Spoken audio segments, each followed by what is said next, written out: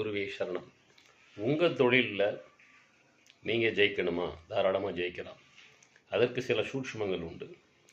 தொழிலில் நீங்கள் முதல் ஜெயிக்கணும்னா உங்கள் ஜாதகத்தில் லக்கணத்திலேருந்து 10ஆம் பாவம், அந்த 10ஆம் பாவத்து அதிபதி என்ன நட்சத்திரத்தின் சாரத்தில் போகுது, 10ஆம் பாவத்தில் என்ன கிரகம் இருக்குது, அந்த கிரகம் எந்த கிரகத்துடன் சேர்க்கை பெற்றுள்ளது, எந்த கிரகத்தின் பார்வை பெற்றுள்ளது, இதெல்லாம் கவனிக்கணும்.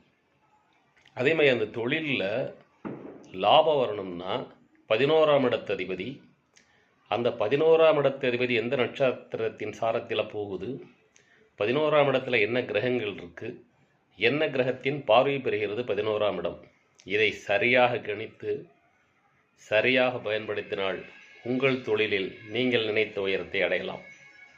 அத்துடன் உங்களுக்கு என்ன திசாபுத்தி நடைபெறுகிறது, திசாநாதன் எங்கிருக்கிறார், புத்திநாதன் எங்கிருக்கிறார், அந்தரநாதன் எங்கிருக்கிறார், இதை கவனிக்க வேண்டும்.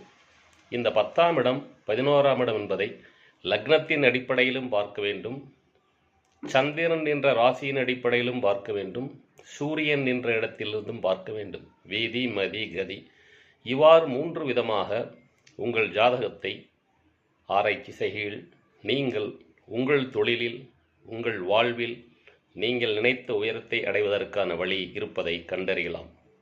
முயற்சித்து பாருங்கள், வெற்றி நிச்சயம். நீங்கள் விரும்பினால் என்னை தொடர்பு கொள்ளலாம். வெற்றி நிச்சயம்.